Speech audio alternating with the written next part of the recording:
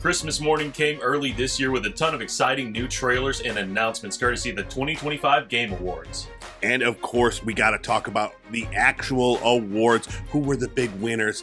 Who took home Game of the Year? It was a big night. We're going to get into all of this stuff and so much more right now on Gaming News Weekly.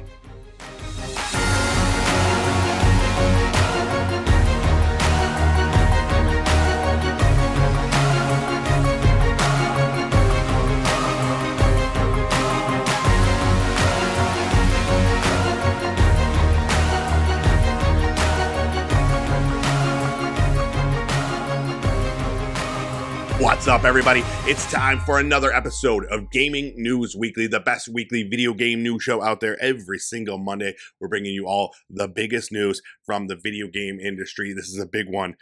We're talking the Game Awards today. I'm excited. My name is E-Rock the Red.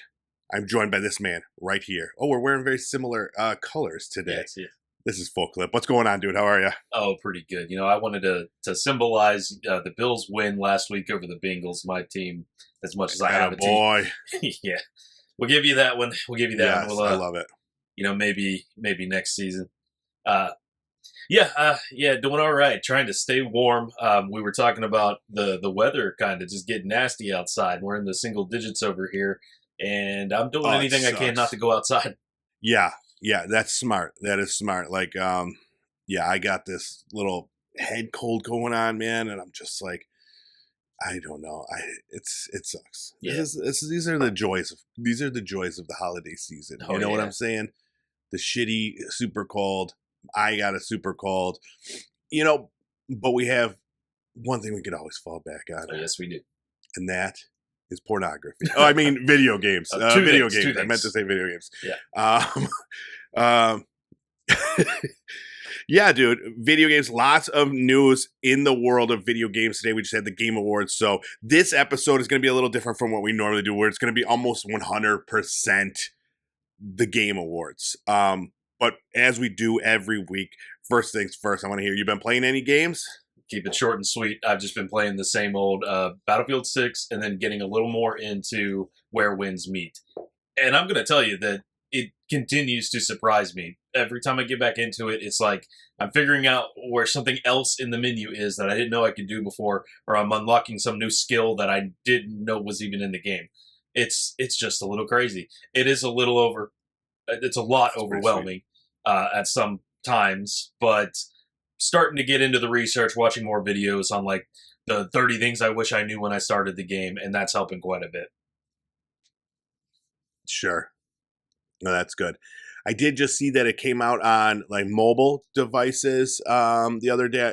I wonder if that'll boost the player count or if there's crossplay between the two. But yeah, I still got to check it out, dude. I feel like I write it down every week, check it out, and I keep forgetting. But I do want to try it. I actually, it's funny. I went back into some older games this week. I went back into Baldur's Gate. I started a new run there. A new game that I did get, though, that came out this past week is a game called Death Howl. And it is it's from 11-Bit Studios, and it is it's a deck builder, but they're saying it's a Souls-like deck builder. So with those descriptors, I was like, I gotta see what the hell they're talking about here.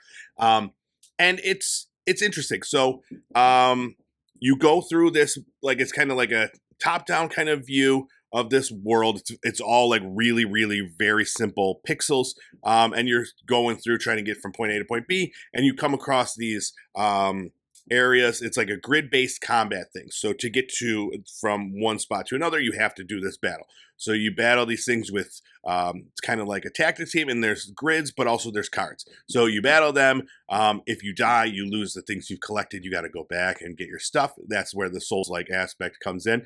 And then if you get through, you make it to another section where it's got like a save spot where if you do save, you heal yourself up. But all those enemies are back again. So it does fuse the two together pretty well, the Souls-like stuff with the deck builder. It's real. I like the art style. The art style vibes well with the story. It's kind of like a little folklore type story about a woman trying to find her son. Um, and the enemies that you fight are really just kind of like animals so far. I'm only a couple hours in, so maybe they get to be more monstrous or whatever, but they're like just kind of really angry owls and turtles. um, but I'm enjoying it so far. I wasn't sure. I was like, this is gonna be dumb. The only thing I don't like is that the battles take a little bit of time, and then once you've done it a couple times, like, then it's just kind of boring. You got to do the same thing over and over again to get from this section to the next section, because you can't skip it, you know. So that's the only downside, is that, like, all right, I have to go do this same thing again. You need like a 2x speed multiplier setting or something like that to help you get back right. through. Yeah, something where it's yeah, exactly. Something where it's going to just speed things up. I'm assuming maybe I'll get more cards that are more powerful, and I'll just be able to, like, just, wipe them out maybe if I go back through. But I'm not there yet. But yeah, Death Howl. It does. This is the game I'm thinking of. I think I remember the trailers for it. So were we talking about it in the context of like coming to Game Pass or something? It might be. It might be on Game Pass. I think it is on Game Pass. Yeah, because I remember thinking, I'm like, no, for me, this is like a perfect Steam Deck game. But I think you're right. I think Game Pass has been. I mean, so many games are on Game Pass that I can't keep them straight. But I do think you're right. So check it out there. All right, we got to get this show moving. We got a couple new releases, and then we'll get to the Game Awards. So let's do our new releases from this past week.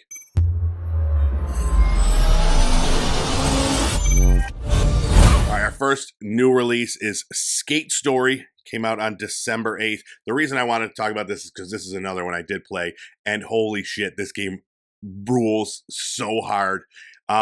It's a skateboarding game where you play as a demon in the underworld that needs to skateboard to the moon to eat the moon. But you're also made of glass, so you don't fuck up on your skateboard because you'll just shatter into bits. The style of it is beautiful. The music is awesome.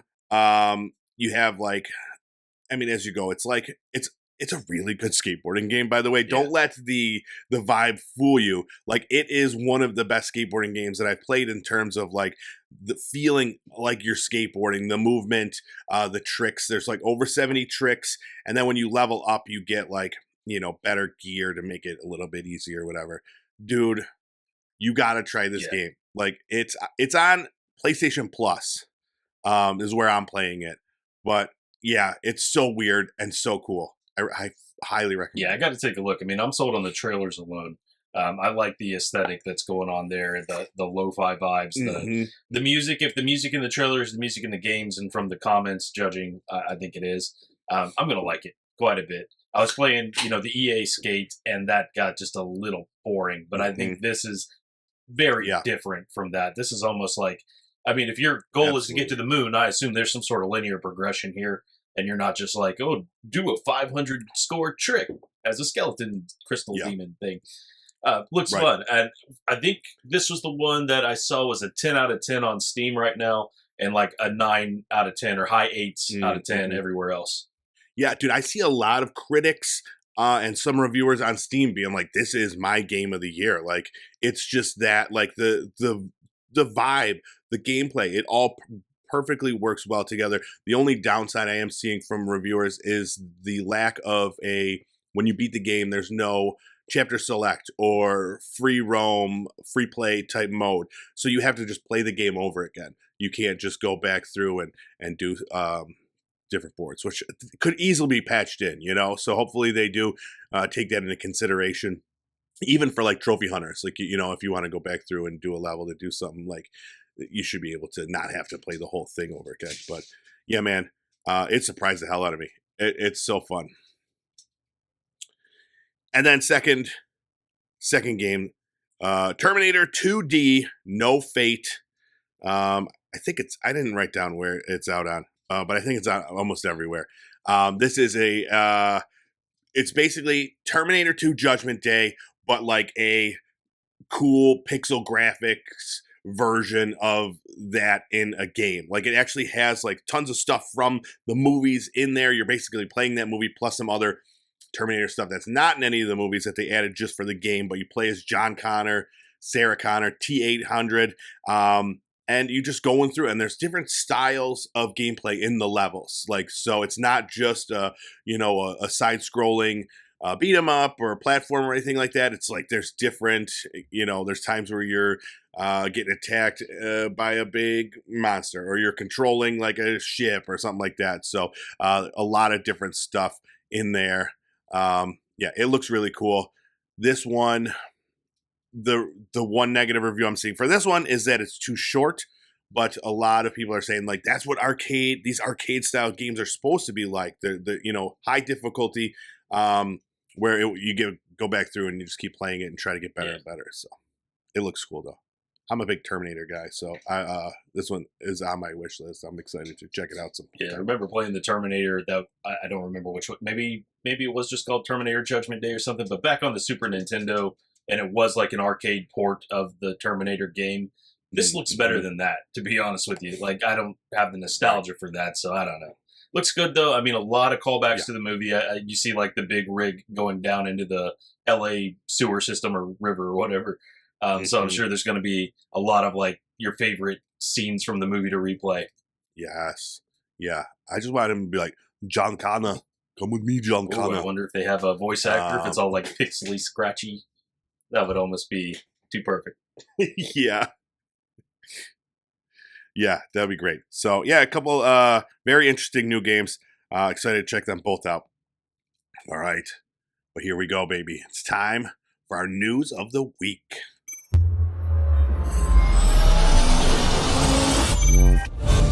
All right, so the Game Awards happens. One of my favorite events of the year, not just for to see, the awards, Game of the Year, that sort of thing, but the announcements, all that good stuff, the performances, like everything about this show was amazing. But before we get into it, you and I did our picks, and I know you're probably like, ooh, who won the pick competition? And I'll tell you, it was a tie. Really?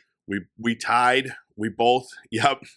And it was interesting because we had a lot of very different picks. So, but we didn't do great. We both got 13 right.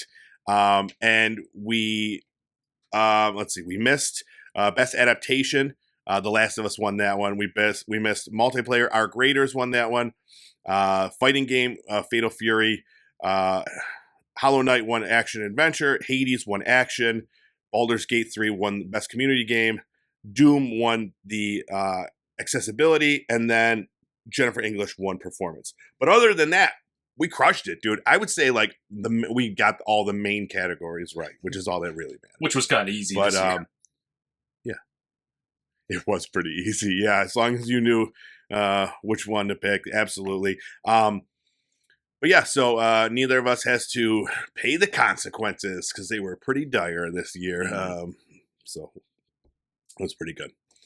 And then, so what we're gonna do, because there was so much announced, we're just going to go through our 10 favorite moments from the show, the best announcements, that sort of thing, best trailers we might have seen, and we're going to do that.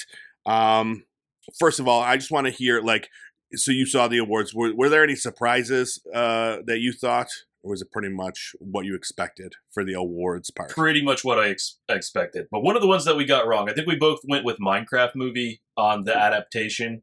Yeah. But of course, it went to Last of Us Season 2. And from what I hear, that's kind of highly contested by people right now. A lot of people not really happy with that one. Really? And I don't know if Minecraft was their pick, but I saw at least one person saying that, like why did Minecraft not get it over Last of Us Season 2? It was a good show. It's just, I don't know. I'm up for something different. Oh, it's a great show. Yeah, but exactly. Yeah, I totally agree. I thought this year was much worse than the first season. It was still great. I'm hearing like great things about that Devil May Cry series as well. In fact, they had a performance from Evanescence at the show. I think it was songs from the Devil May Cry Netflix anime, which seemed pretty cool. I think that's what it was Yeah. from. I was like, what is Evanescence doing here? But yeah, that was pretty cool. So I think the only other one that was yeah, kind of surprising to me was just I joked about it when we got to Game of the Year, but Schedule 1 just kind of completely snubbed, and I believe that should have at least been in the indie breakout category. sure. Yeah, it's part of the snubs and flubs list here. That one and Yakuza I'm Like a sure there's other Pirate, or ones whichever that one that was. were missed. That was one that was apparently Oh snubbed. yeah, yep. Yeah, that's true. That's true. But overall, I thought it was an amazing show. The pacing of the show was great. There were some major announcements, which we'll get into.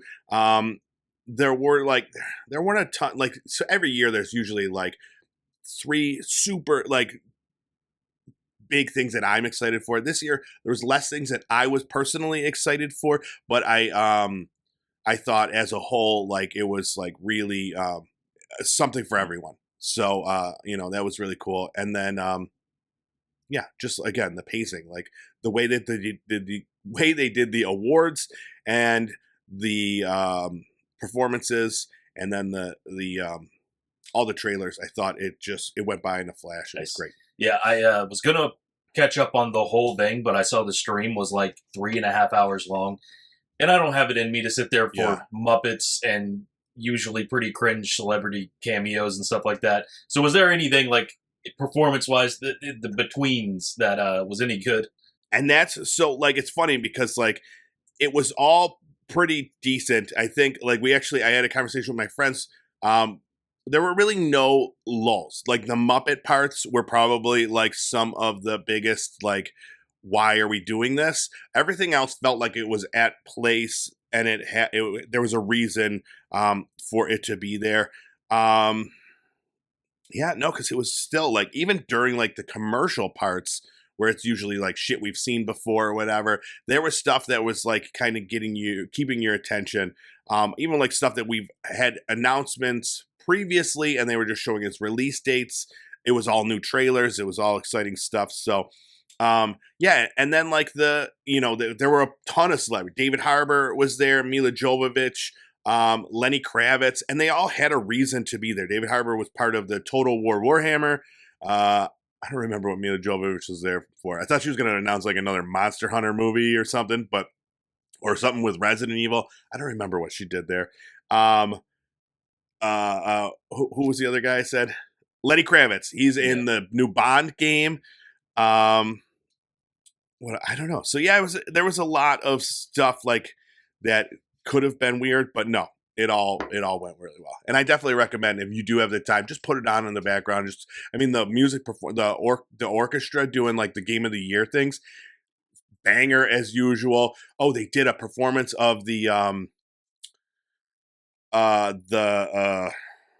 Renoir's theme from Claire Obscure, and it was so good. Yeah, man. So it was like, definitely for video game nerds, but like it was I had a blast. All right.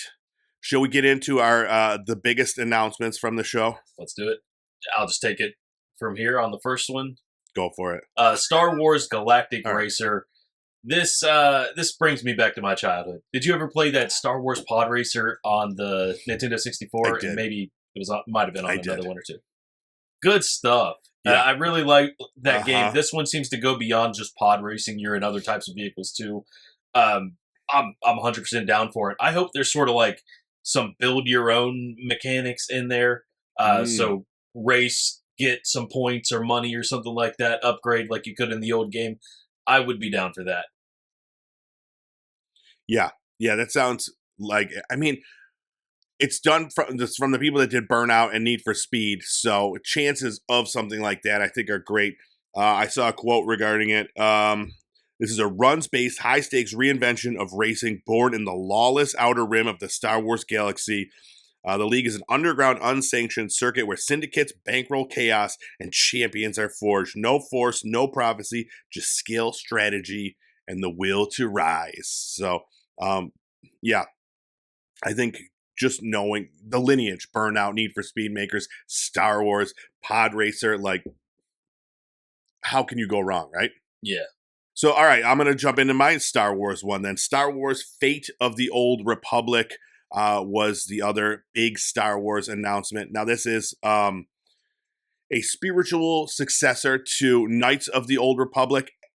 And the big news is that Casey Hudson is back to it. He did Knights of the Old Republic. He wrote Mass Effect. So, like, as a big Mass Effect guy, not so much a Star Wars guy, the idea that we could kind of get a Mass Effect-ish Star Wars game is super exciting to me. And the trailer, while it was just very much a teaser trailer where, like, you just see, it's just vibes, at the part where it's a close-up of someone's face in the rain, and all of a sudden you hear the lightsaber light up and then the light on their face, and I was like, dude, I'm not a big Star Wars guy, and my nips were like, ooh, bing.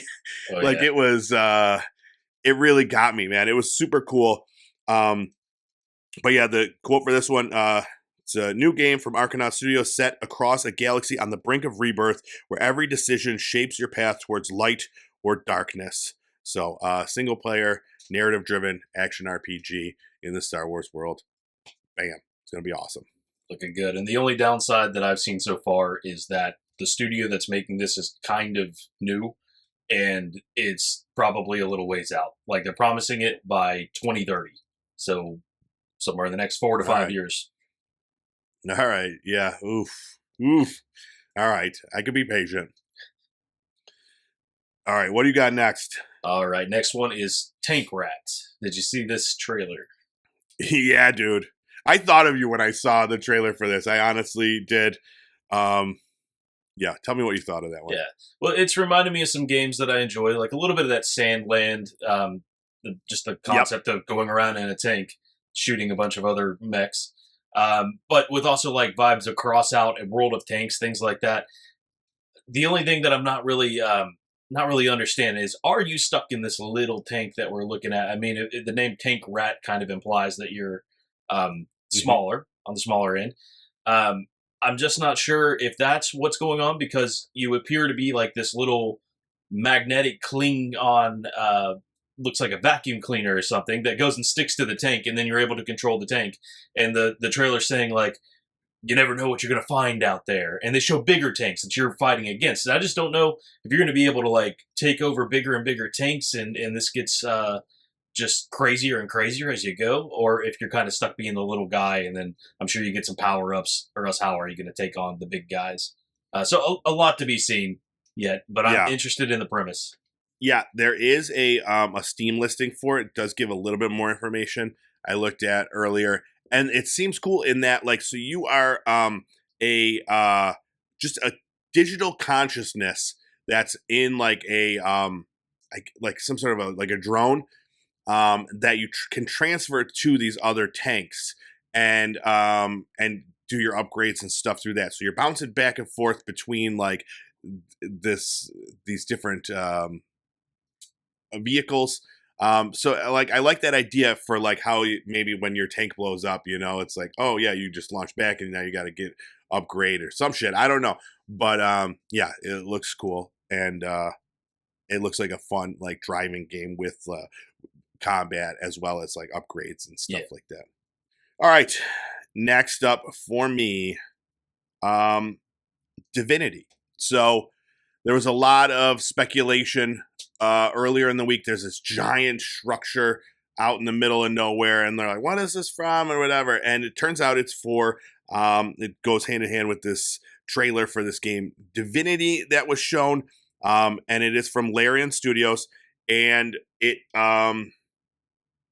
this trailer is funny because it was on right at the beginning. I let my son, my 7-year-old son, I told him he could stay up and watch the first half hour of this. Luckily, like, so they still show this trailer, and I don't know if there was a, if it said it beforehand that it was not suited for children or whatever, but I didn't see that. Luckily, he had to go to the bathroom or whatever, because this trailer was insanely gory and violent. It had like a big orgy happening where just people banging everywhere and people being burned alive and then turning into like these disgusting creatures. It was so visceral and so intense that I'm like, what even is this game, you know? Right. But it got me it got me excited for whatever this world is, whatever this game's gonna be. And then so I've never played either of the two Divinity games that came out, but I really want to now. I want to at least, this is what I was like, all right, well, I'm gonna go back into Baldur's Gate 3 at least and play some of that. That's why I started that up again. And then I may buy Divinity Original Sin 2 or whatever, check that out. But man, this trailer just was fucking crazy. Yes, it was. Hell of a trailer, that's for sure. It is the only one that I ran into, or at least online, I had to like click through and say that I was over 17 or 18 or something like that. Mm-hmm. And they had the big disclaimer, only for adult audiences, which is an interesting way to start like an award show that has more viewers than the Super Bowl, apparently. Right? I don't know if they age gated that at all. Early, too. Yeah. Oh, gosh. Yeah. Visceral, though, that trailer. Makes me excited. I mean, Larian coming off of Baldur's Gate 3, everybody's going to expect the world out of it. I'm wondering whether this is going to be an RPG or a CRPG or exactly how that gameplay scenario is going to work. And this may be another one where we're a little ways from finding much of anything else out. I mean, maybe years. So. Yeah, that's my guess too. But yeah, especially, I just want to see, just keep piecemealing some information out to me and as long as give me enough information to stay excited, sure, take as long as you need. Just knowing what, like, I mean, putting hundreds of hours into Baldur's Gate 3, like, we're going to get a good game out of this. So, I'm excited. All right. What's next? Let's jump over to Stupid Never Dies. So this one is a zombie game, but it looks like it's just so very millennial core with the pop punk aesthetic and everything else. Bright graphics. It's like the Chainsaw Lollipop kind of thing. Yes. I'm looking forward to seeing more of this one. We did see some gameplay in that trailer, and I like what I see. I'm not used to playing a game like that where it's just like hordes of enemies, and you have some powers. It looks like some really interesting powers. Like you can raise your own zombies from the cool. Ground. Yeah, go explode the other zombies and stuff. And it seems like there's some sort of like forbidden love story in there. So who doesn't like one of those? Yeah. Yeah, I was watching, I'm like, okay, so he's a zombie, and all of a sudden there's like a werewolf fighting, and I'm like, where'd the werewolf come from? So like, it seems like there's more than one type of monster or something that you could play as, but it looked fun. I was excited about how just fun and like pop punk type. It looked like a Blink 182 with monsters. Yeah. That seems to be fun. There was no other information, right? No release date or anything for that one. I don't think so. All right, I'm just gonna do it. So the highlight for me, the biggest moment for me was we got an announcement for another Control game, a sequel to Control called Control Resonant. This one it doesn't have Jessie in it, the main character from the first one, except in this one we have her brother Dylan Faden in there, and the story seems so much bigger because the shit in Control that took over this building is now leaked out into all of Manhattan. So you have to go through Manhattan and just try to figure out what the Federal Bureau of Control or whatever is doing. And the biggest exciting thing, so in the first one, Jessie had her service weapon, which was just like a handgun that, it turned into different things or whatever. This one, Dylan has a melee weapon. And in the trailer, we see it as a hammer. We see it as like dual swords. So it does, it will be able to change through. And I love the idea of a giant fucking hammer, dude.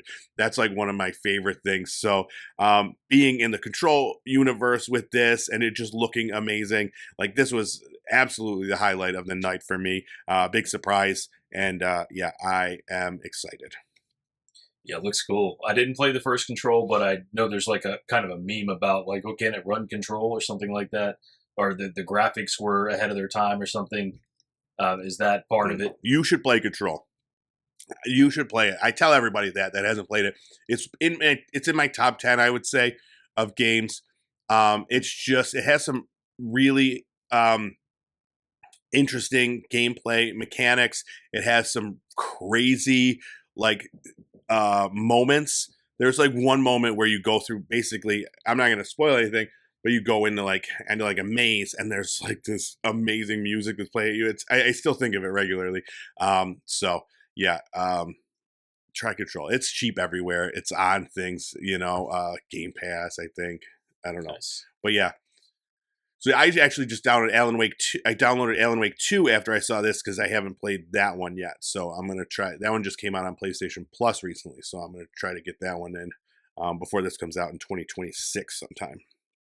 So yeah, that was it. That was the highlight for me. I went to bed a happy man after that.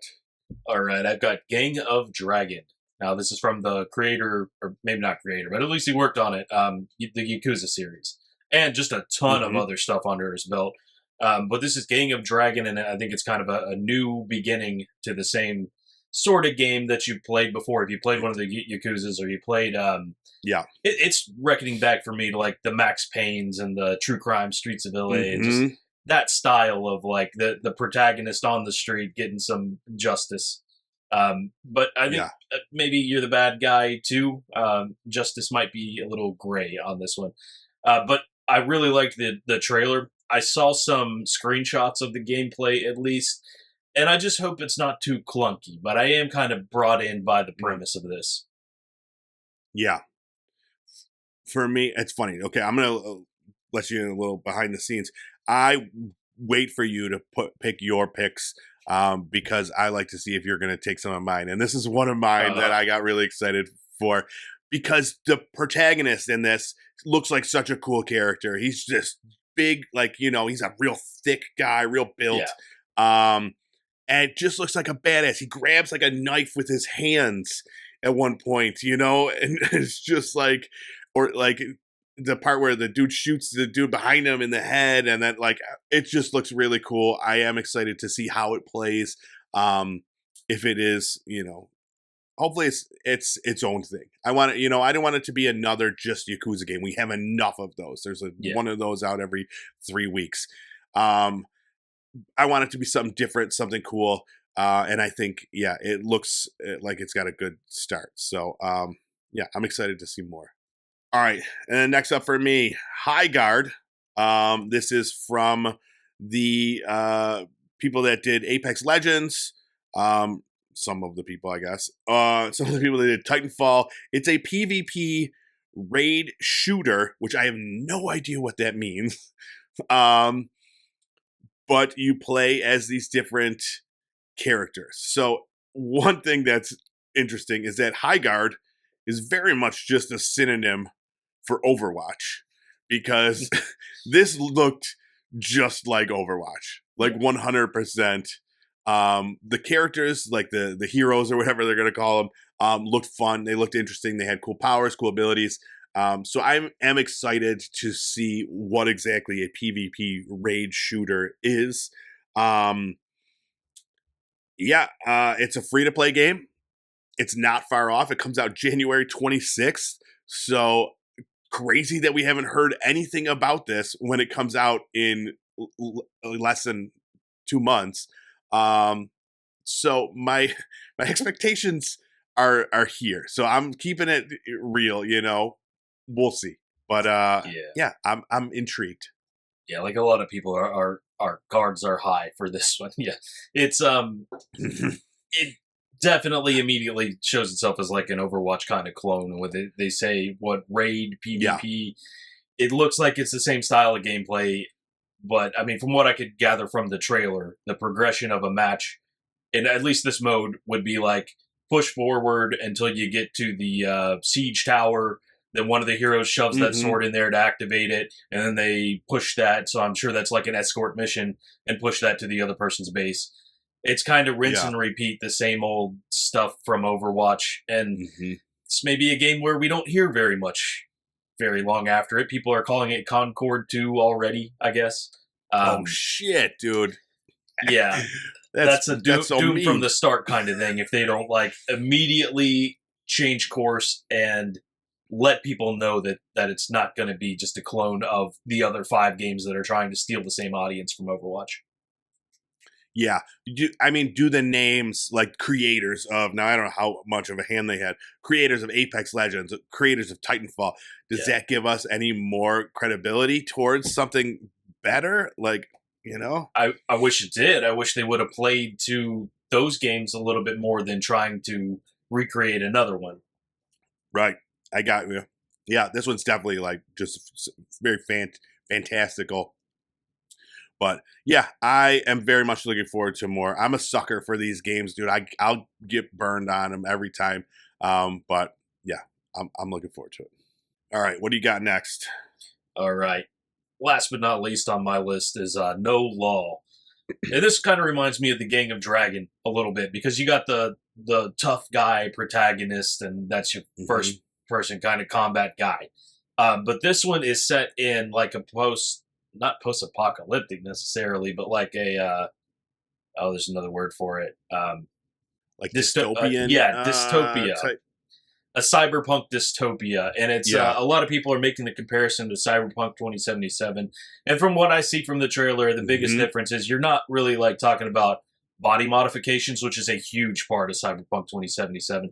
The world, I'll give you that much. The world looks a little bit like Cyberpunk, very cyberpunky, and which is fine with me. I'm not going to call it a rip-off because Cyberpunk exists as an aesthetic outside of the game of the namesake. Exactly. And it looked pretty interesting. I mean, I liked the combat. I liked the story that we're given in the trailer. He's he tried to get out, but they brought him back in. It's not a completely original. I love those. Yeah, but it does look at least I'm a sucker for that. Yeah. This was the other one that was like, you know, on my tentative list, and then I saw you pick it. I loved the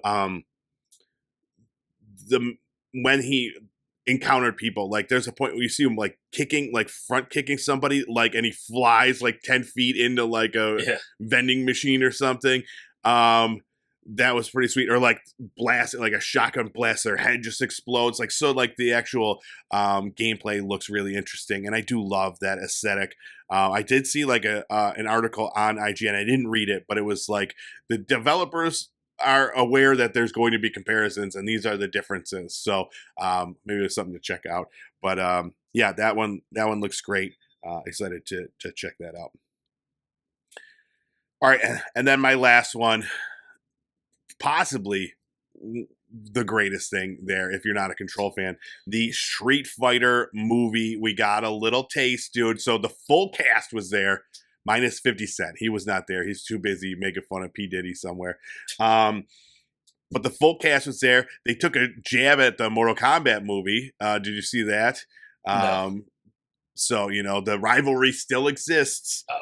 And then they show a quick it was like 40-second trailer or something, but man, dude, this looks amazing. It is the video game. They're not trying to like, you know, make it more realistic for the, you know, for the real world. They're not, you know, going to like that Mortal Kombat direction where it's like toned down everything, or even like, you know, with Marvel, like where you have like comic books, video games that are very cartoony, very like that, and then they have to like bring it into the real life. Like, this is 100% bonkers, dude. It's so much like the game. Like, Guile's hair is like insane. Like all the characters look just like their video game counterparts. There's like they're doing the special moves from the game. Like, you see it taking place on the arenas. Like, you're seeing different arenas from the video game in the trailer. It looks like just a treat for any fan of Street Fighter universe or the games, because it definitely just looks like the movie version of the video game. I'm excited. I wasn't excited until I saw that, and now I'm like super excited. Oh yeah. The more the trailer went on, the more I want to see the movie. I had to watch it twice, and I had to stop the first time because I'm like, was that 50 Cent? And then when I go back, I'm like, what have they done to his hair? What have they done to that Yeah, hairline? dude. Now he's like It's one out of the 5 bad hairlines in this movie, but I don't know. I it's went and looked up the character, and I'm like, does the character have a widow's peak that goes down to his eyebrows? No, but for some reason they did that to 50 Cent, so it looks a little cheesy, but I'm sure that's on purpose. exactly, and that's what I loved about it. It's just like they know exactly their audience, and it's 100% super cheesy. But yeah, it looks great. I'm so excited to see. Like, in the cast, man, the cast is crazy. Everybody that's involved with it, like you got like Roman Reigns there too. That Orville Peck, the country singer, he's in there. David Dastmalchian, um, the dude from Game of Thrones, who's been in a lot of other stuff. He plays Blanca. What's that crazy guy's name? He's gonna be Lobo in the Jason DC Momoa. universe. Jason Momoa, he's there. Yeah, it's a cast of crazy characters, and I am so excited for it. So I'm looking forward to that one. I do have a couple just honorable mentions we'll talk about real quick because you can't not. There were a couple new Tomb Raider games that were shown. They're redoing the first ever Tomb Raider game and a reimagining of that, and then another new game called Tomb Raider Catalyst. One that almost made my list, but we didn't get enough of it. They announced a Mega Man game, Mega Man Dual Override, and they showed a little snippet of gameplay, and it looks just like a beautiful version of an old school Mega Man, like side-scrolling Mega Man game. That one is not coming out until 2027 though, which is crazy to have like a shitty 2D video game and be like 2 more years, bitches. Yeah. And then one I was excited to see, which didn't really do much for me, the J.J. Abrams and the creator of Left 4 Dead, Mike Booth, announced a game called For Loop, which reminded me a lot of just it was a little bit like Helldivers-y, like in the content that they showed. Still going to be pretty cool, but another one that was exciting to maybe only a handful of people. The Jonathan Blow, his new game. He's the guy that did Braid and The Witness. He's got a new puzzle game. He's saying over 250 hours of puzzles in this game. It's called Order of the Sinking Star. So, yeah, I'm Yeah. a big puzzle game guy. I looked at that one. I was thinking about putting it on the list, but I kind of watched the gameplay, and I don't know that I would have fun with Yeah, those puzzles. Right? It's kind of just like the slider puzzles where you like push and then like. So I don't know. Is 250 hours of that going to be too much? Right. So we'll see. I have faith in what he does. The Witness is one of my favorite puzzle games. So, and then another one that surprised me that looks like it's going to be a lot of fun. I showed my son Bradley the Badger. Did you see Yeah. that trailer? Yeah, that's That what I one wanted was to get really to. cool. Yeah, a fantastic trailer in that they mentioned like they had like Bloodborne shout out, Cyberpunk in there, all part of Yeah. this world. And then the trailer was so weird how it kept going from like the Badger to like, real Real. Yeah. world. But maybe VR. It I was can't tell exactly what was going on there. yeah, yeah. So very, very cool. And then we got more of like Exodus. We've seen Exodus before, but we got more of Matthew McConaughey in there. That game looks great. That looks very much Mass Effect-y, and I almost picked that instead of Star Wars Fate of the Old Republic, but that one literally has the Mass Effect guy in it. So I'm going to go with that one. But yeah, it was a great show. Oh, also release dates for Pragmata, Phantom Blade Zero, Saros, a bunch of other stuff. So go find a list of everything announced there if you have other questions or you want to see more. Great show. I'm going to give it a 8 out of 10 overall for the show. I thought it was paced perfectly. We're missing the big announcements. Half-Life 3 wasn't there, so people were upset about that. But I thought overall it was a great show and a lot of fun. So yeah. Anything else that I did not mention that you thought of? Nah, not from that. All right, so that is it for our very special Game Awards episode. You got anything else before we close up the shop? One last thing. Hogwarts Legacy, free on Epic Games until Thursday, so if you're catching the show early enough, you should always be listening to this on Monday morning.